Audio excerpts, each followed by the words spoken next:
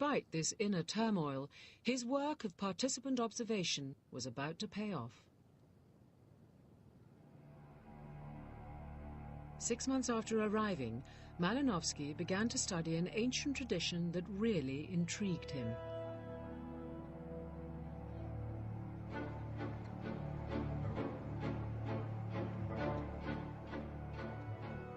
He noted that every few months, islanders would build fleets of elaborately decorated canoes as part of a tradition known as kula.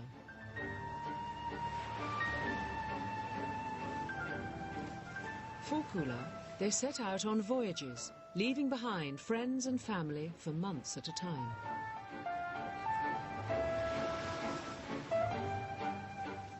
And kula voyages from neighbouring islands would be awaited with great anticipation.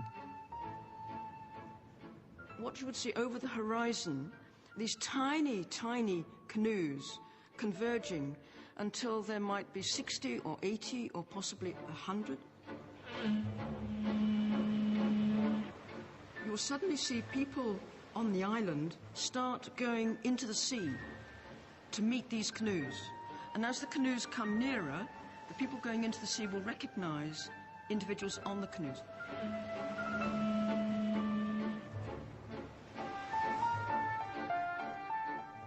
Kula visitors were treated to great feasts, attracting hundreds of locals to these celebrations. Particularly striking were the risks the islanders were prepared to take for kula, as Malinowski himself discovered late one night sailing between islands.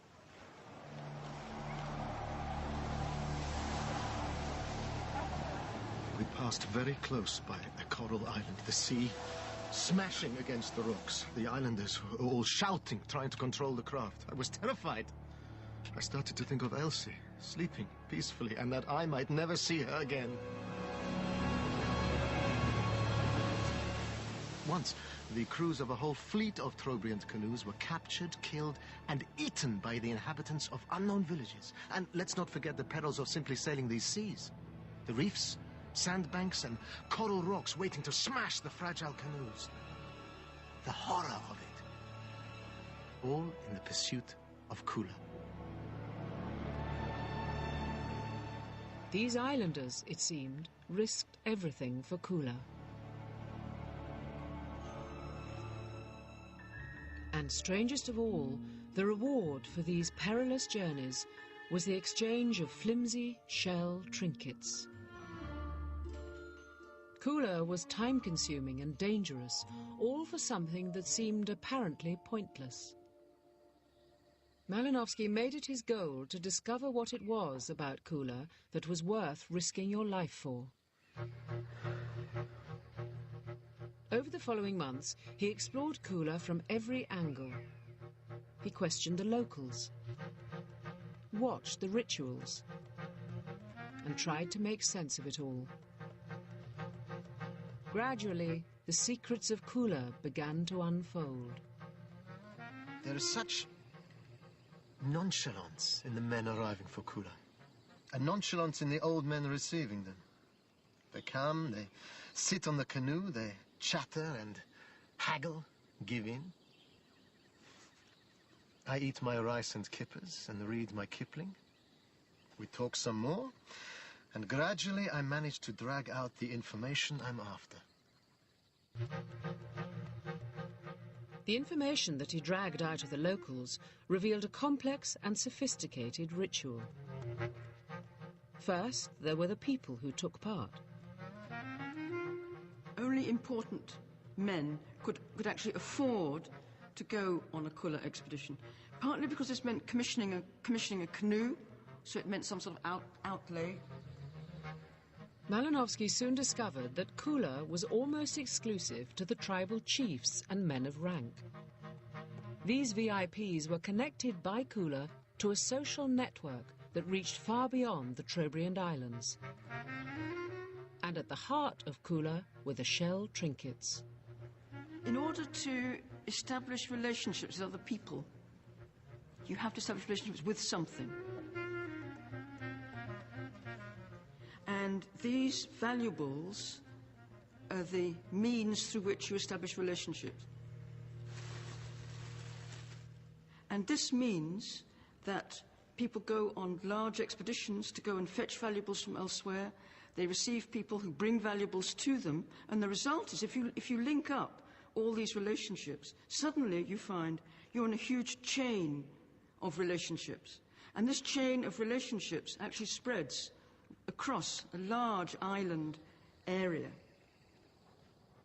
Malinowski uncovered a complex network of cooler exchange, covering 12 island groups spanning 200 miles of ocean.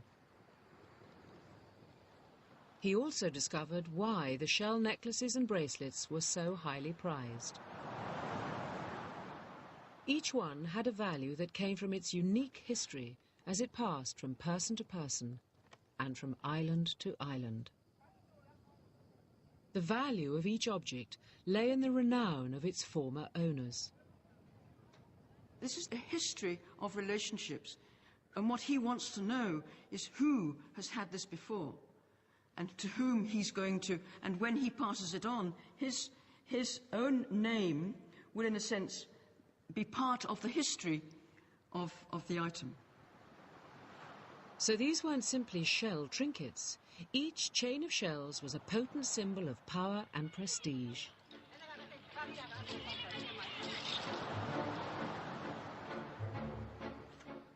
Malinowski's participant observation had revealed that, far from being pointless, Kula played a vital role in Trobriand society, reinforcing the status of the rich and famous.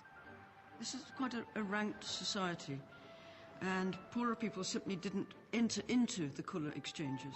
So this was renown and prestige that were there for those who already had renown and prestige. I mean, it sounds familiar, yeah. And like a trophy won in battle, owning a piece of Kula made you a hero.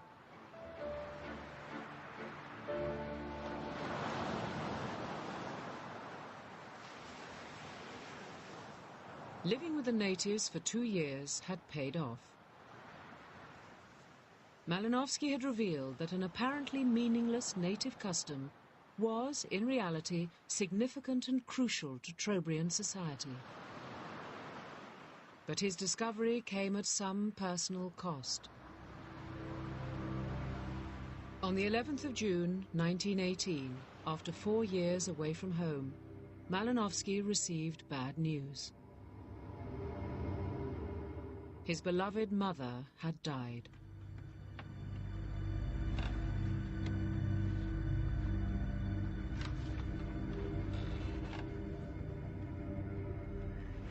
I do not know how I shall live through the immediate future. My life has changed completely. I am cut adrift. The link between my past and my present is broken.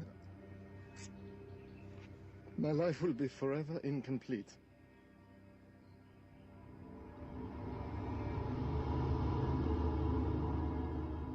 And he stopped writing his diary. He went crying into the bushes. This was a sort of heart of darkness for him.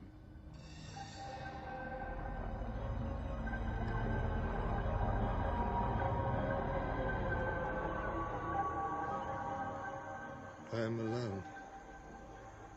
My heart is pierced with grief now that Mother has gone. Everything is now permeated with her.